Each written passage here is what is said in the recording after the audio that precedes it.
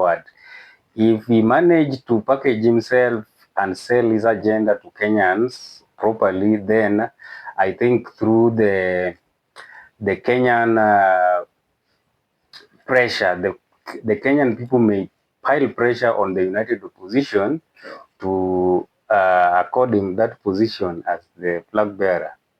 So it is the pressure that will give him a ticket. Yes, not in my view. his CV. No, of course, the Matiang'i has the credentials of good leadership, because if you look at the way he led the Ministry of Education, even the Ministry of ICT, is the one who migrated us to the digital world. You remember.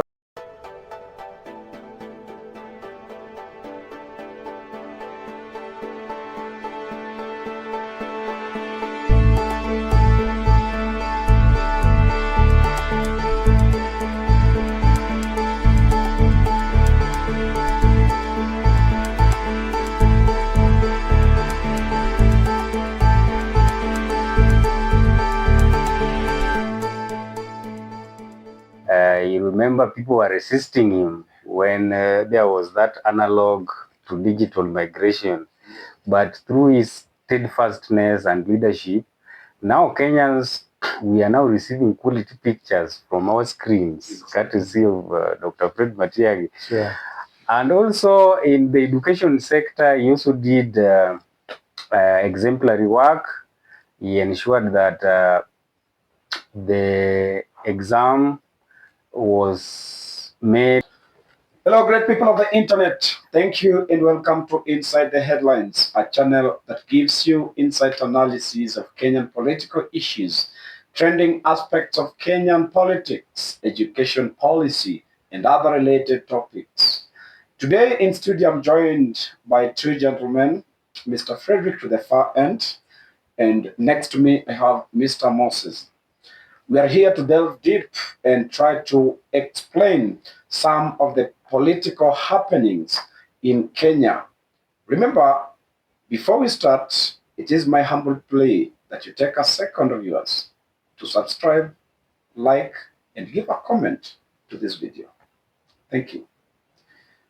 Now, the former CS for Interior during the last regime, Honorable Matiang'i Fred, is out, actually trying to find the ticket from the opposition to fly during the next year's general election.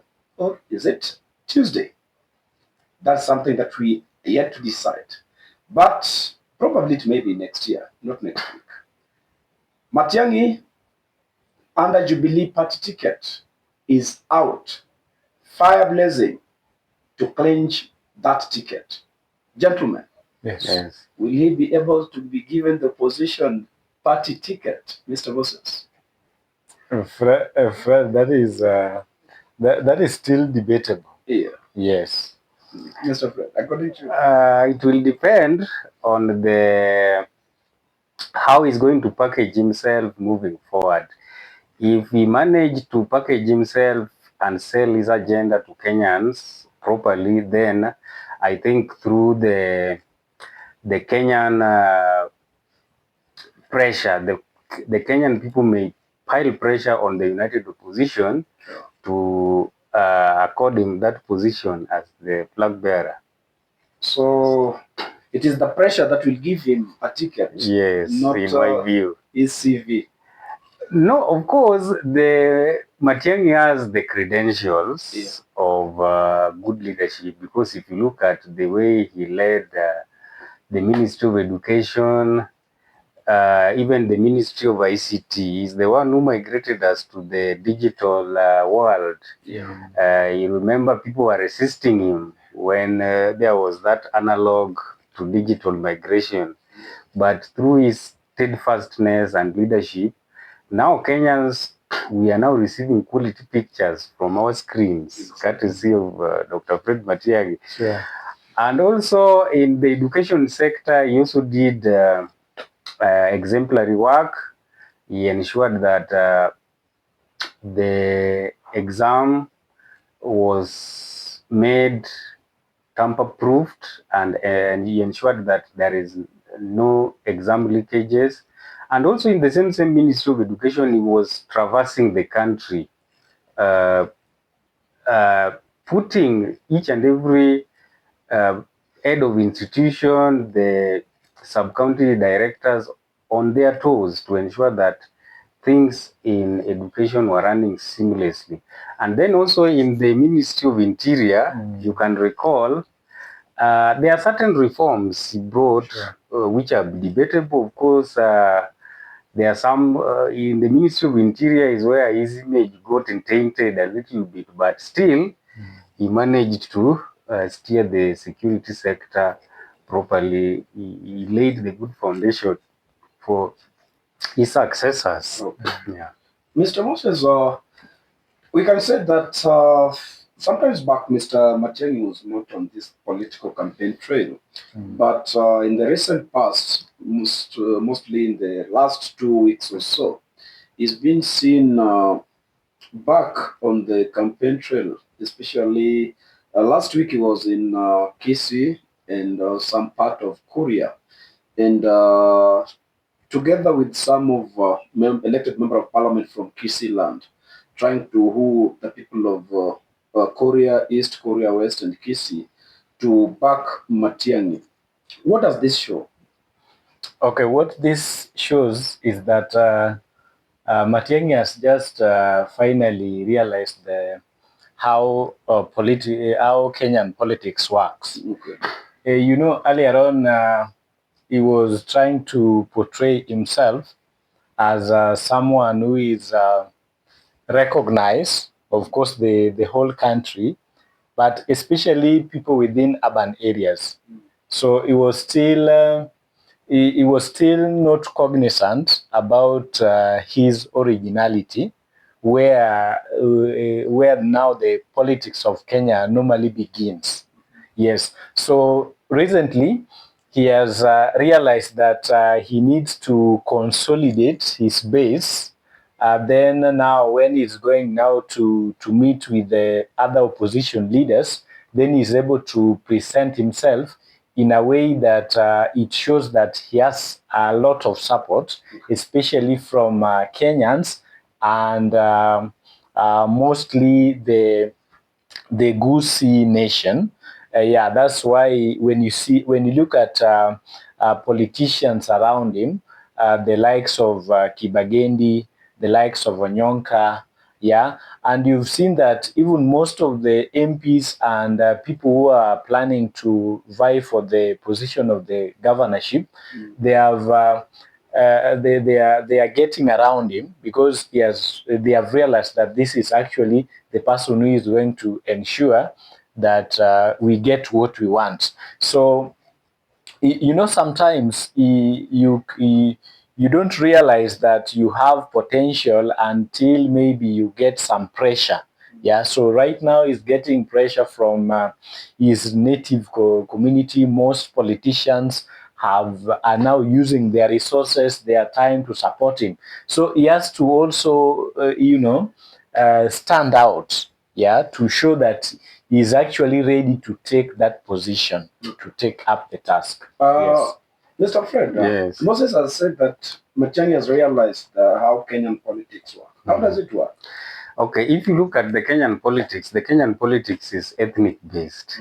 So I think the United Opposition core principles retreated and decided that let each and every person go and solidify their support from where they come from.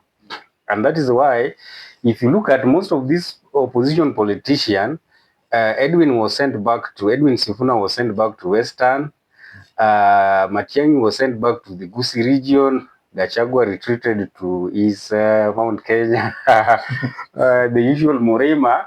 But Kalonzo, he has always been there. Then Kalonzo was also told to go to the Ukambani region so that he can consolidate his support there.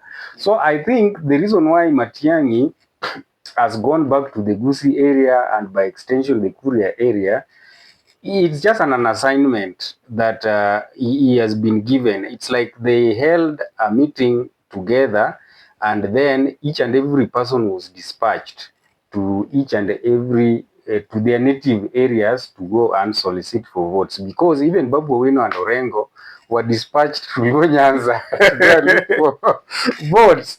And I think they are copying what President Ruto is doing, because if you also look at the tactic, the political tactic employed by President Ruto has dispatched his soldiers back to the people. Like CS Mbadi, Gladys Wanga are in Nyanza specifically doing that groundwork. You could see CS Oparanya last week before Edwin Sifuna. Edwin Sifuna is in Western this week, but last week Wycliffe Oparanya was very active in Western. Joho very active in the coast, and Duale is very active in the northeastern. So I think they are just copy pasting what the president is doing to see if they can rival him in terms of that tactic. Okay. Yeah. When you say that Mr. President sent his foot soldiers, Yes. the likes of Joho, Paranya, Mbadi, but I want us to go to the Constitution. Does Constitution allow a CS to participate in politics? It's a yes or no, no explanation. It bars them. Then what are you trying to say? That the current government is above the Constitution? I think, okay, most of the politicians, they don't always follow the law. They follow the laws that favors them, but the ones that don't favor them, they simply ignore. So I think they are just ignoring the law. So you're saying Mr. President is just following the Constitution. Let's proceed. That's noted. Now, when we are talking about Matiang'i, and I think when he had that rally in Korea West, that's on Thursday, he had some of the aspirants, and most of these people were aligning themselves to Jubilee Party, although there are some who have not declared, but going by what most of them were saying, it seems that they were aligning themselves towards Jubilee, a party that their son is the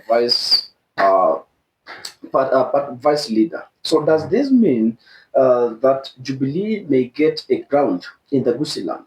Moses. Automatically, they are going to get the ground, because Matiang'i is now being fronted, or rather fronting himself as the leader in Gusii region, and by extension, he is controlling the Jubilee Party. So it is obvious that politicians who are planning to vie for different positions in Gusii land, they actually need to be members of the Jubilee, so that they are sure that they are going to be elected.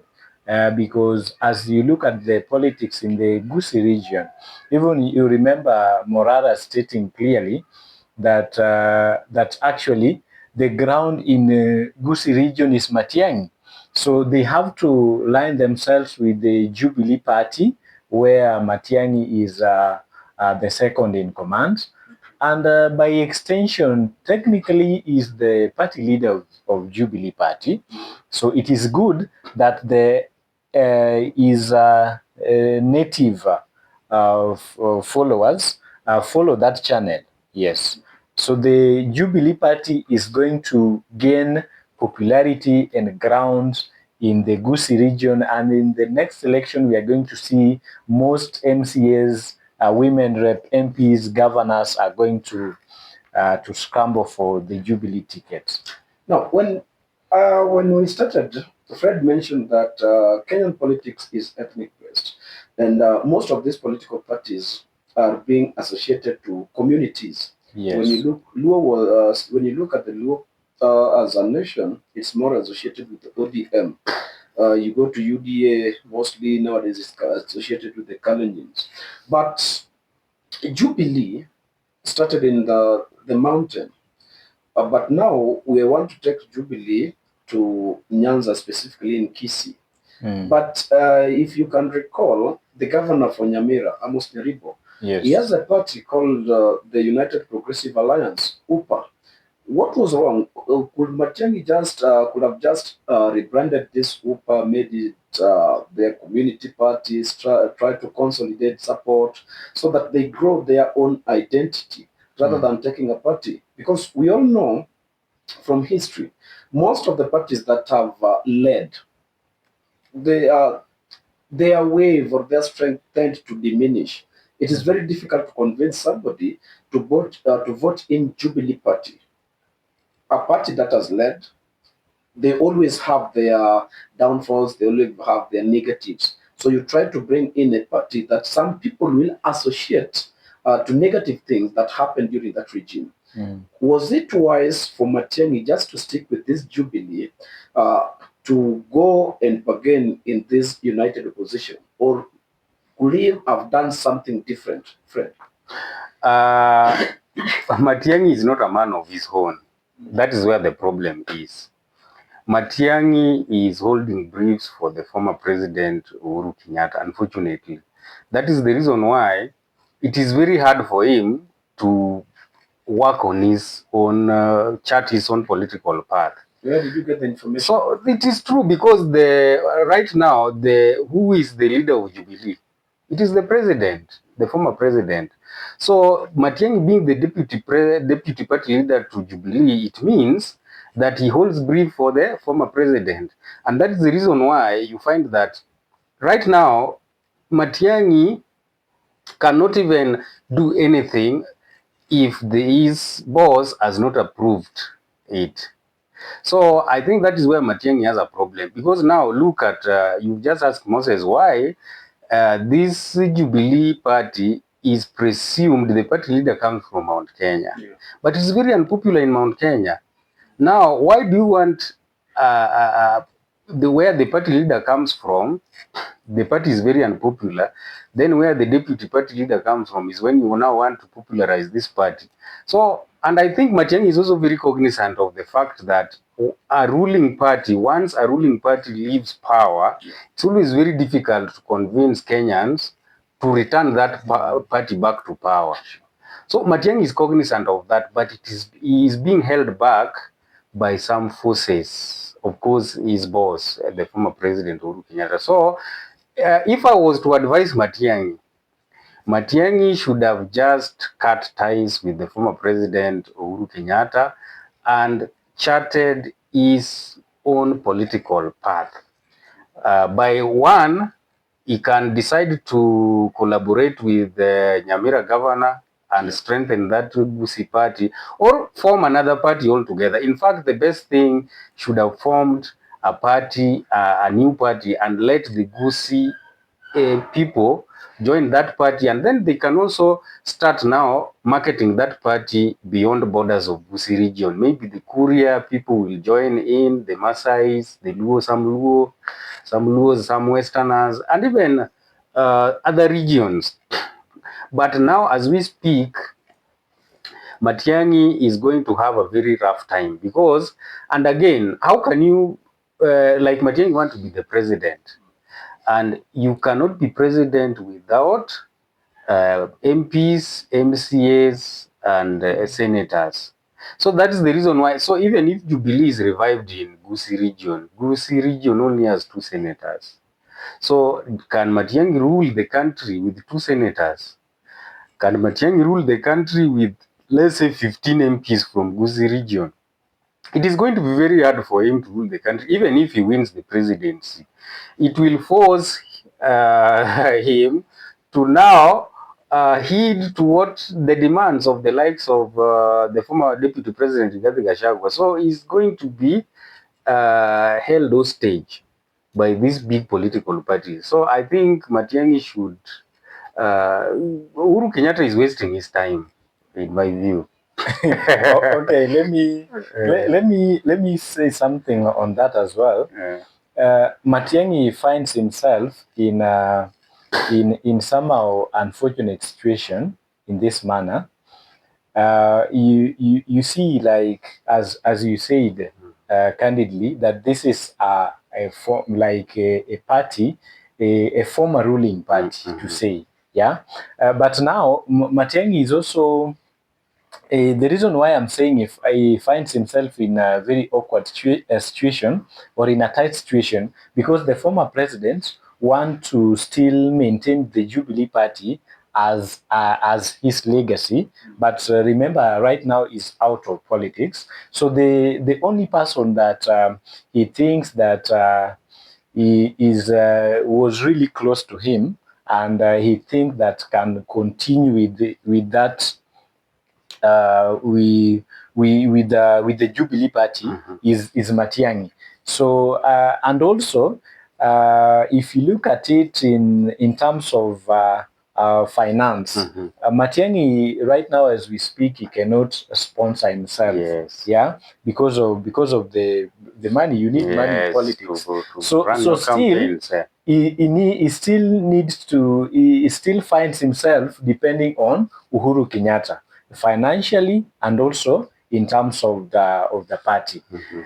Remember, at the time when Matiang'i was starting, no one really knew that he could actually, able to consolidate the Gusii region. So that is why he could not just come from oblivion and come and form his political party. It would be very difficult. So I think, and bearing in the fact that in Kenya we have political, the ethnic balkanization.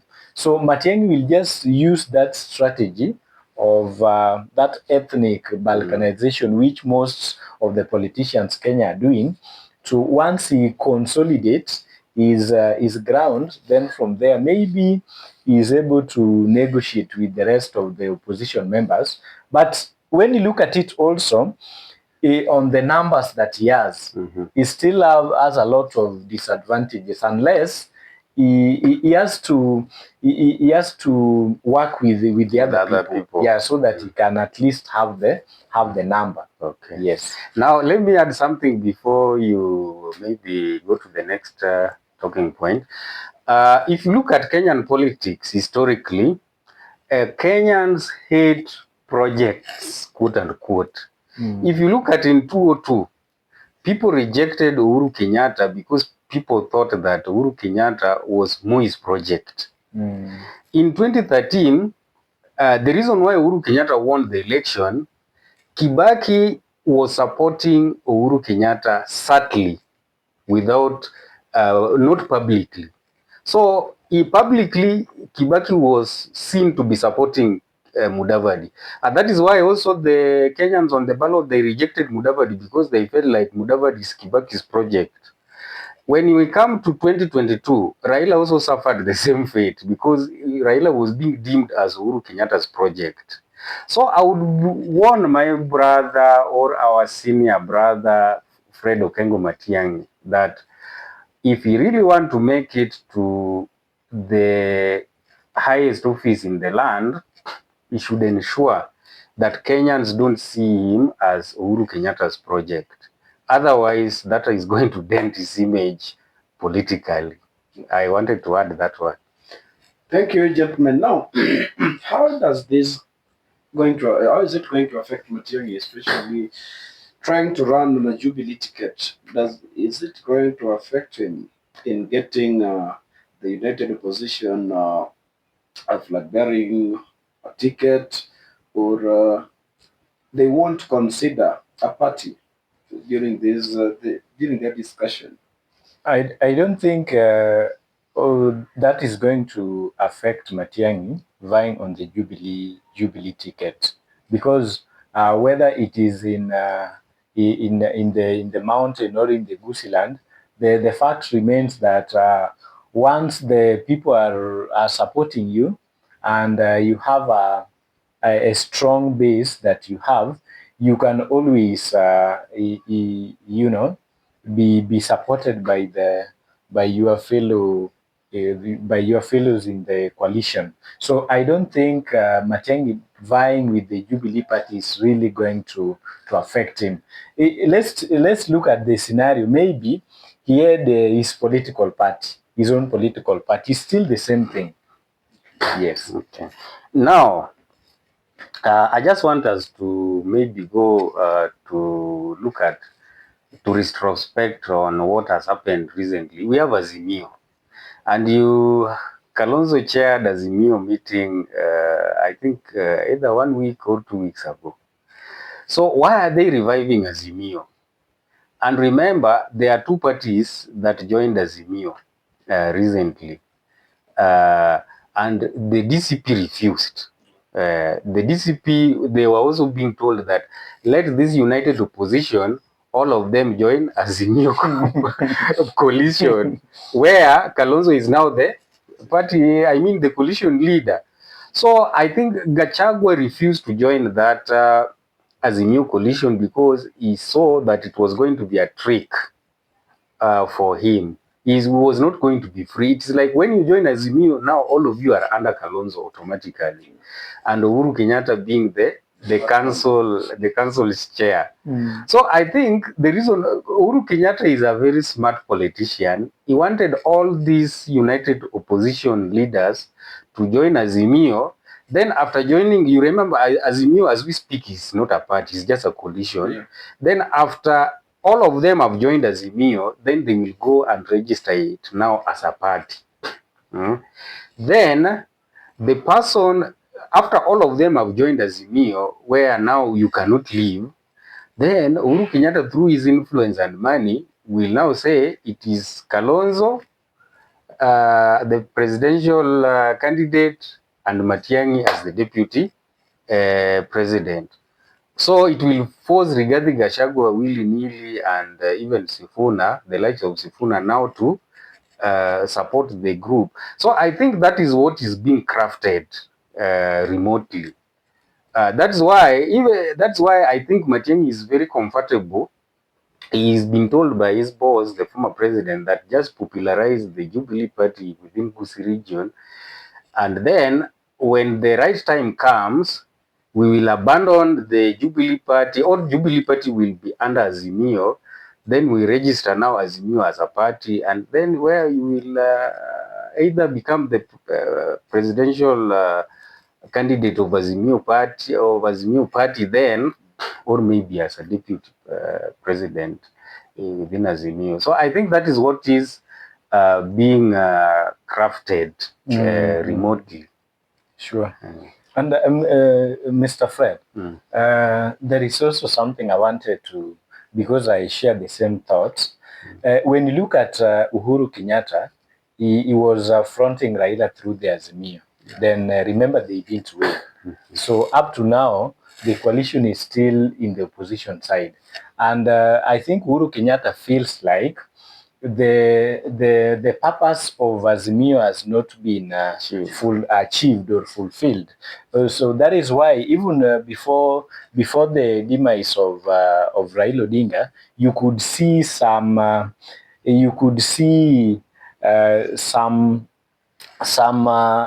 Uhuru Kenyatta proxies trying also to still continue working with Raila, in the event that maybe they were thinking that in the 2027 maybe was now the best chance for Azimio now to win the election.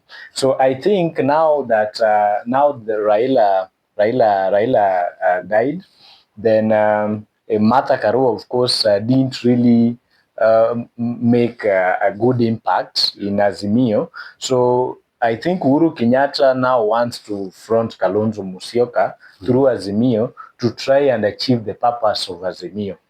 So that is just what I'm thinking about this Azimio thing. So Uhuru Kenyatta still feels like Azimio needs to consolidate, because he knows that if all these people consolidate through Azimio, then it's very easy for them to win. Then he's also, I think, also trying to bring them together. Okay. Now, to the last talking point, in case the united opposition decides that it is Matiang'i, who should deputize him first to ensure that the united opposition stays united, as the name is. 2, to reduce the wrangle. And 3, to ensure that all the united opposition supporters vote for that candidate. Okay, now if Matiang'i wins the flag bearer, okay, this is my view. Okay. The deputy, for the united opposition to stick together, the deputy will have to come from Mount Kenya. That is my view. Because the Mount Kenya, they already have like 4 million votes. So if the deputy comes from Mount Kenya, and that's preferably not Rigathi Gachagua, it might be someone else, maybe Ndindi Nyoro, any other person from Mount Kenya, but Rigathi will have to throw his weight behind them.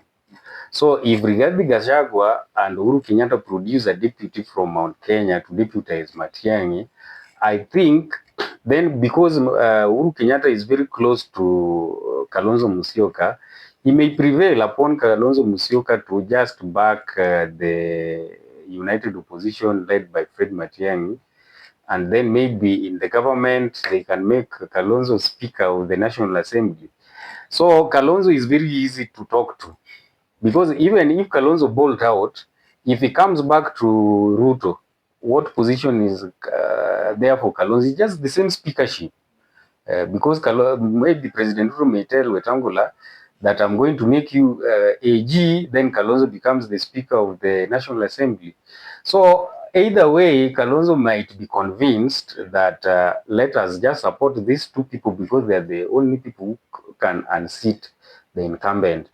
So that is one. So Sifuna cannot deputize Matiang'i, and the opposition holds. The Mount Kenya folks are going to ask themselves what is their stake in that kind of government. And again, the lawyers, you've seen the way they are carrying out themselves. They have said if it is not Sifuna, then they would rather go and vote for the president.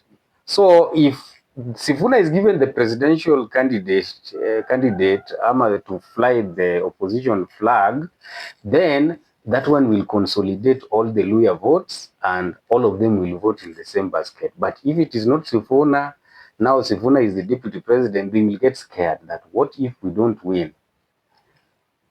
They will start having that kind of narrative that you always say that buy one get one. So that's my view, Mr. Mura. If Matiang'i is the presidential candidate, then for it to hold water, then the deputy must come from the central Kenya. The central Kenya do say that they are not interested in any position. The only thing they are interested in is to save William. They are just saying that. They are just saying that, but deep down inside their heart. In fact, right now, if you've been looking at the political grapevines going around, right now as we speak, the likes of Nyotu, Metu, they have started saying it is the united opposition should support Gachagua, which initially was not there. And even if you look at the grassroots, they are saying that Gachagua is the one who is working hard. Other opposition leaders are indolent or lazy. They are very lazy. They are not looking for votes, so they cannot expect Gachagua, the way he's working hard, to just support them. So you can see such kind of narratives. So just like we've been saying here over and over again, that politics is about interest. So their interest cannot be that to remove Ruto. They are just hiding behind that one to make other Kenyans maybe board that ship of theirs of one term, but they have an interest. I can tell you that, frankly. Yes. Who should deputize Matiang'i for the opposition to hold? For the opposition to hold, it must come from Mount Kenya, and I am going to state the reasons. Number one, to warn the flag bearer in an opposition outfit, you have to really convince that you really have support. All right. So of course, Matiang'i is not going to is not going to be easy for him to be actually given the flag bearer. And if he's given, then the deputy must come from a region that is perceived to really have enough votes to propel that outfit to the presidency, or else they're going to lose. Then, if you look at it arithmetically, you see that Matiang'i, a little bit, he will have fewer votes.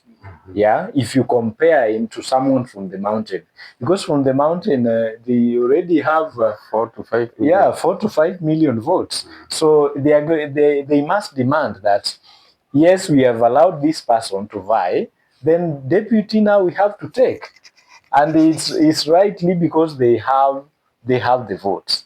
Yeah, so that will be there. But now, if it would have been on a fair ground, as Rigathi normally says, that this is the problem that he created, right? Remember, it's Rigathi who was the campaigning against Uhuru Kenyatta in the mountain. Yeah, when Uhuru Kenyatta was supporting Raila, he was supporting Ruto. So with a lot of fairness, I think the mountain would have actually just support any other person without demanding anything. To if they're really serious of correcting what Rigathi is saying, that they need to correct the mistake that they did. So first they should correct the mistake, and in correcting that mistake, maybe, as for me, I would say that if it's Matiang'i, then Kalonzo should come the second. Yeah, or maybe Sifuna. Your last words, Mr. Alfred. My last word to my fellow Kenyans, just like we've always told you that we don't take for granted your support. Kindly keep on subscribing and turning the notification bell, so that if we upload any video of this kind, you can get them in real time. Otherwise, I wish you a peaceful country or a peaceful Kenya during this electioneering period. Mr. Moses. Yeah, so as Kenyans, let us approach this election with a lot of restraint when it comes to political violence and ethnic balkanization and hatred amongst different communities in Kenya. Let us still remain united in this political period, and let us try to vote politicians who have the track record. Remember, right now we are discussing, but we are just trying to discuss about ethnic, because that is what the politicians in Kenya have always displayed. So I really think that in future we will be debating people really in terms of their character and their track record. Thank you very much, dear viewer. It has been a very insightful session. We thank you for your time. We thank you for your continued support. Our humble plea is to subscribe, continue watching our videos. See you in the next episode. Enjoy.